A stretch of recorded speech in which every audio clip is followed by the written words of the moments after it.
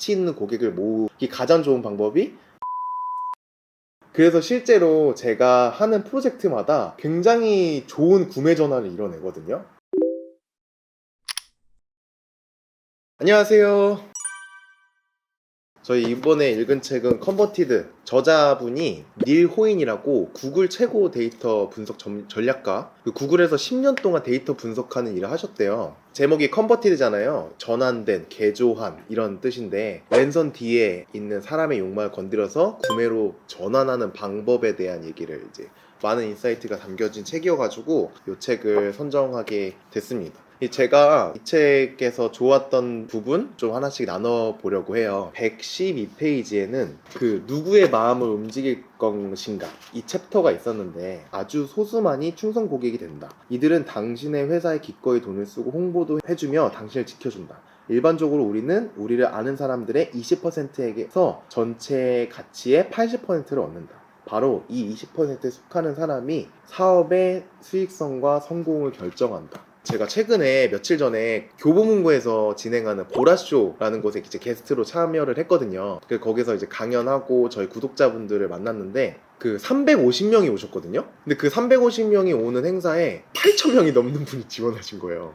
교보문고 분이 얘기해 준 걸로는 그동안 진행했던 행사 중에서 제일 많은 지원자가 있던 행사였다고 하더라고요. 되게 너무 신기한 거죠, 저도. 근데 더 신기했던 건 뭐냐면, 제 강연을 2번 이상 오신 분이 덜어 있으셨어요. 저 그 부산 북토크에서 왔는데 기억하세요? 이랬는데 왜 또 오셨어요? 이렇게 되는 거죠. 그래서 근데 저는 그런 분들이, 그러니까 제가 드로우핸드를 유지할 수 있는 감사한, 그러니까 그린이 분들인 거죠. 제가 구독자가 45만 명이 있지만 그 모든 45만 명이 저의 팬은 아니거든요.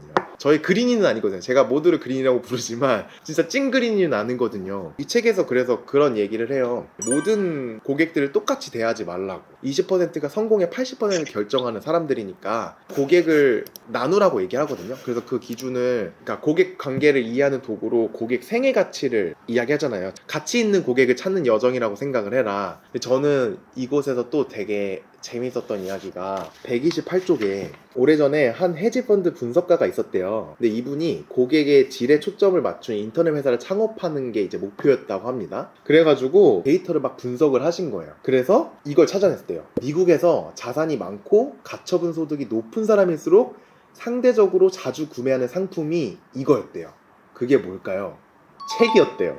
그래서 그 헤지펀드 분석가가 책으로 사업을 시작합니다. 그게 우리가 아는 아마존의 제프 베이조스인 거죠. 근데 이 제프 베이조스가 인터넷으로 책을 팔겠다고 이제 아마존을 창업할 때 많은 사람들이 바보 같은 짓이라고 했대요. 책은 솔직히 한 번만 사는 거고 이윤도 적은데 그걸로 무슨 사업을 하냐. 제프 베이조스는 이 데이터를 믿은 거죠. 이 가치 있는 고객을 모으기 가장 좋은 방법이 이 책을 판매하는 거다. 그래서 단순히 책으로 돈을 벌려는 게 아니라 이 책을 좋아하는 사람들을 모아놓으면, 그래서 이 데이터를 분석하면 정말 경제력이 있는 고객들이 뭘 좋아하는지, 그래서 그 데이터를 활용해서 상품을 만들어서 판매를 하면 그게 대박을 낼 수 있다라는 자신감이 있었던 거죠. 그래서 실제로 지금의 아마존이 탄생하고 전 세계 1등 부자가 되지 않았나 되게 싶어요. 저는 사실은 이거는 그냥 자기 합리화할 수 있는데, 저는 이걸 보면서 좀 뿌듯했던 게, 저는 약간 책을 가지고 컨텐츠를 많이 만들잖아요. 그래서 어떻게 보면은 저희 구독자분들이 굉장히 경쟁력이 있는 것 뿐만 아니라 굉장히 가치 있는 구독자들이 모인 채널이 아닐까라는 생각이 들었어요. 그래서 실제로 제가 하는 프로젝트마다 굉장히 좋은 구매 전환을 이뤄내거든요. 이번에 보라쇼 갔다 왔다고 했잖아요. 그 보라쇼에서 한 분이 저한테 오셔가지고 사진 찍는데, 작년에 앤드류님이 광고했던 그 회사에 인턴으로 일했었는데, 그때 앤드류님 광고해주고 나서 저희 실적 엄청 올라가지고 그때 팀에서 되게 반응이 좋았다 이 얘기를 해주신 거예요. 저는 그걸 듣고 되게 신기한 거죠. 그리고 그 당시에 또 제가 다른 캠페인도 진행을 했었는데, 그때도 그 회사에서 저한테 이메일을 보내주셨어요. 이 광고가 오르고 나서 그 플랫폼의 가입자 수가 월등히 올라가지고 저희 팀에서 되게 탄성을 질렀다. 그래서 굉장히 좋은 성과를 내서 되게 감사하다는 또 이메일을 받기도 했거든요. 그런 것들, 그리고 이제 보라쇼에서 이번에 가장 많은 이제 지원을 받은 또 게스트였다고 또 말씀해 주시니까, 어쩌면은 제가 그동안 이제 책을 가지고 컨텐츠를 만들었던 게 이제 책에 관심 있는 분들이 구독자로 모았던 좋았던 게 굉장히 좀 가치 있는 사람들을 제 구독자로 이제 만든 방식이 아니었나? 제가 의도한 건 아니었지만 이 부분을 읽는데 되게 뭔가 뿌듯하더라고요. 근데 광고주들랑 이제 컨택을 할 때도 거기 광고주분들이 제 채널에 이런 성비라든지 뭐 나이대별이라든지 그리고 제 방문율 이런 것들을 보고 싶어 하세요. 저는 굉장히 자연스럽게 보내드립니다. 그러면은 이제 제가 또 이제 광고비를 또 이렇게 협상할 때 굉장히 저한테 또 유리하게 작용이 되기도 하고, 그래도 그동안 제가 책 광고 안 받기로 하고 그린이 서포터즈 마케터스 분들이랑 제 이익을 좀 최소화하고 막 좋은 책들 좀 추천해가지고 그걸로 콘텐츠를 만들었던 일이 또 이런 식으로 저에게 가치 있는 구독자분들을 찾는 여정이 아니었나 또 싶어가지고 되게 그런 데이터를 볼 때 되게 저는 뿌듯하거든요. 제 채널의 데이터가 되게 건강하다는 느낌이 들어가지고, 그러니까 발전적으로 일하고 긍정적인 마인드를 가지고 있는 분들이 모여있는 채널을 운영한다는 게 저는 진짜 크리에이터로 굉장히 큰 자부심입니다. 제가 뭐 어떻게든 조회수 뽑아먹고 막 어떻게 해서든 막 돈 뽑아먹고 이렇게 생각했으면은 되게 현타가 올 것 같거든요. 근데 내가 이 사람들과 대화를 나누는 거고 좋은 관계를 유지하는 거고 가치 있는 구독자와 유튜버의 관계로 가져가는 거면 내가 이거를 진짜 잘 해낼 수 있겠다라는 생각이 들었습니다. 그런 점에서 이 부분도 너무 좀 되게 와닿았었는데 149페이지였는데요. 매출액 중 신규 고객의 매출액과 재방문 고객의 매출액 비율은 얼마인가? 신규 고객은 꾸준히 유입되어 매출액에 기여했다. 그러나 그 신규 고객은 고객 확보 예상과 광고 및 판촉 활동에 따른 결과였고 그들 대부분은 두 번 다시 찾아오지 않았다. 이는 고객 생애 가치에 문제가 있다는 경고였다. 이게 진짜 저한테도 너무 적용이 되는 게 뭐냐면요. 제가 영상을 만들어요. 그러면 영상이 가끔 터질 때가 있잖아요. 신규 시청자가 되게 많이 들어오게 되거든요. 근데 그게 모두 제 구독자로 전환되는 것도 아니에요. 저는 컨텐츠를 볼 때 그런 데이터를 많이 봐요. 제가 영상을 올릴 때마다 나를 구독하지 않는 사람이 보는 비율과 구독하는 사람이 보는 비율이 있거든요. 근데 저는 저를 구독하지 않는 사람이 많이 보는 비율이 많으면은 그게 영상이 터진다는 뜻이어서 좋은 반응이기도 하지만 저를 구독하지 않는 분들이 많이 보지 않는다는 거는 저에게 굉장히 위험한 신호이기도 해요. 그래서 저를 구독해 주시는 분들에게 맞는 컨텐츠를 만들어서 그거를 또 조절하려고 하기도 하는 편이에요. 그게 되게 중요하거든요. 왜냐면 제가 계속해서 구독자 수만 많아지려고 내 구독자들을 타겟하지 않고 그냥 대중을 타겟하는 것만 계속 만들게 되면은 조회수 올라갈 수 있죠. 구독자 수 많아질 수 있죠. 근데 그 구독자 수 안에서의 정말 찐 그린이를 만들어내는 거는 소홀해질 수 있거든요. 그러면 이게 진짜 위험해지거든요.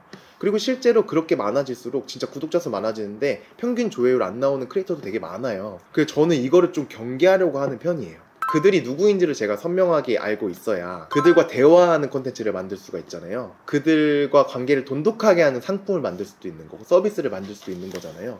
그래서 저는 그 데이터 수집을 계속 하는 것 같아요. 그러니까 저를 언급해 주시는 분들, 그들이 뭐라고 하는지를 보면은 내 찐 그린이들이 하는 얘기를 제가 들을 수 있으니까 그래서 계속 찾아보는 것 같기도 해요. 이제는 여러분들의 이야기를 들어보겠습니다.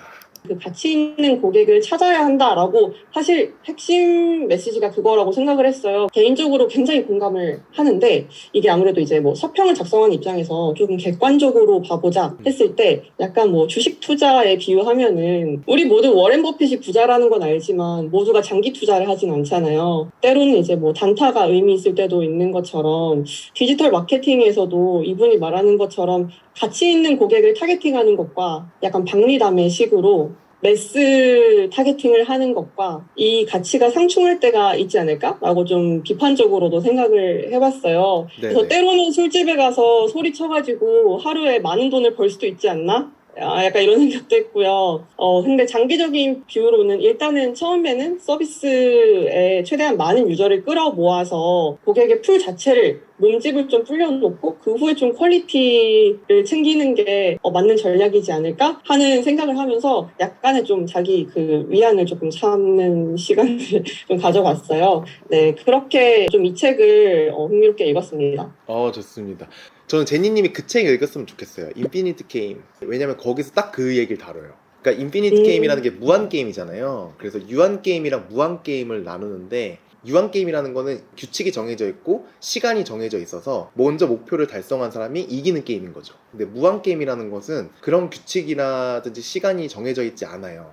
이긴다라는 개념보다는 이 게임을 얼마나 유지하고 지속하는가, 이거가 더 목적인 게임인 거예요. 그래서 여기서 말하는 게 비즈니스 관점으로 이 무한게임과 유한게임이 나뉘어지는데, 유한게임에서는 마케터들이 지금 당장 매출, 이윤, 실적 이거에 몰입돼서 쿠폰 쏘고 이벤트 하고 이렇게 해가지고 어떻게 해서든 끌어올려고 하는데, 과연 이게 장기적으로 봤을 때 신규 고객은 몰입할 수 있어도 이게 과연 진짜 찐 고객으로 만들 수 있는가? 재구매를 할 수 있는가? 그래서 그 책에서도 그런 게 나오거든요. 그게 안 됐을 때 결국에는 계속 투자해서 빠져나가는 거고, 그러다 보면 그 비즈니스는 유지되기가 어렵다. 당장 성과 낼 수 있겠죠. 당장 매출 일으킬 수 있겠죠. 근데 몇 년 못 가서 결국은 낙후되는 그런 예시들이 되게 많이 나와요, 그 책에.